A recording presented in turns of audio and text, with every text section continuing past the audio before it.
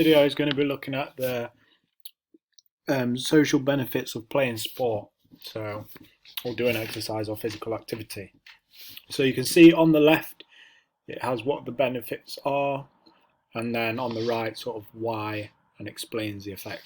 So for example, playing sport, doing physical activity, whatever it may be, football, going for walks with a group, going cycling with a friend, playing netball, whatever you like, being part of a badminton club. The first thing is you're going to meet new people and start making new friends.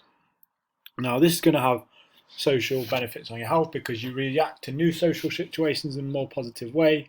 You feel less socially awkward. So if you start getting used to meeting new people, then whenever you do it in other aspects of life, so at a club that might not be a sports club, or meeting friends of friends, or at school, being in a new class, going off to college, then you're going to handle these situations and be more confident in them.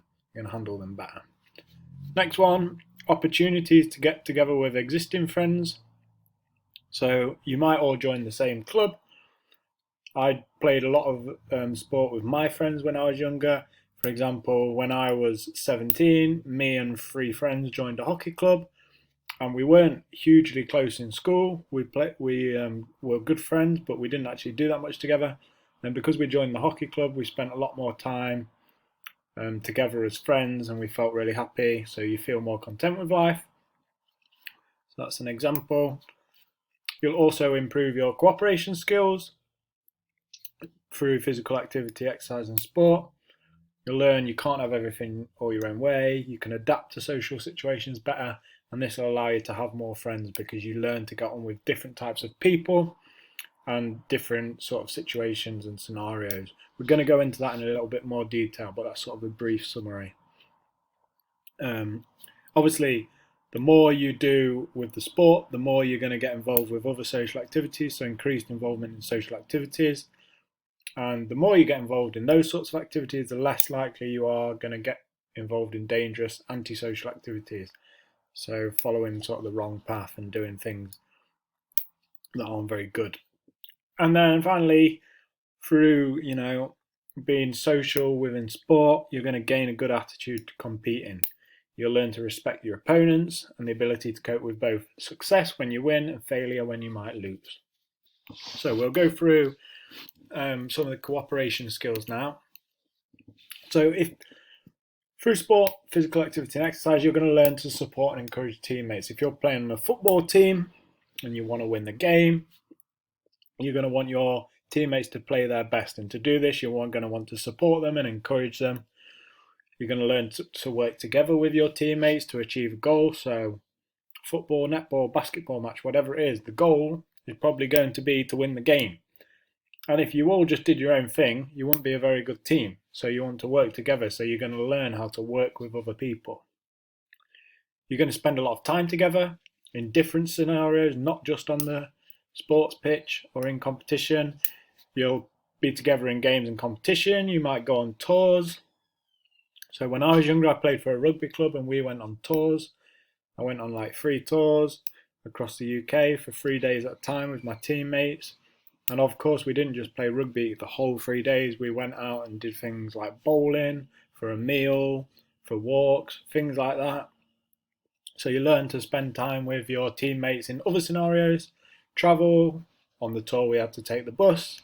If you play at quite a high level in any sport, you'll have to start traveling to play more opponents. And you'll probably do this as a team. You'll, of course, train together. So you're being with these people all the time and improving your cooperation and social skills. And then finally, you're going to learn to work with different types of people and in high pressure scenarios. On a football team, not everyone's the same. On a netball team, it's the same. On a basketball team, no one's going to be the same person. So you're going to have to learn to work with different types of people.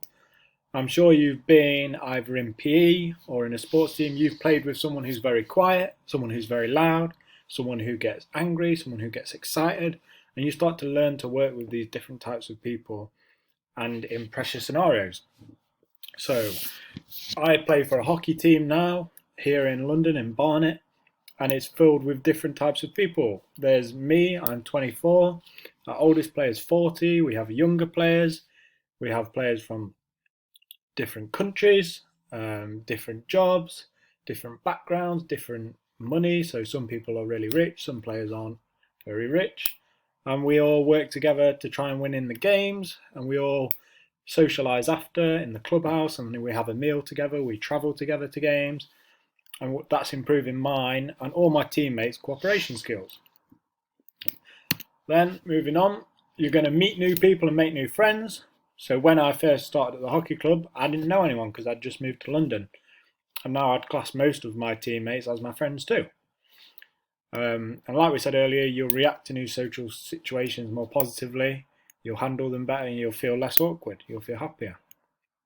You meet loads of different types of people in sport and physical activity, coaches, guides, trainers. So they're like coaches, they might train you.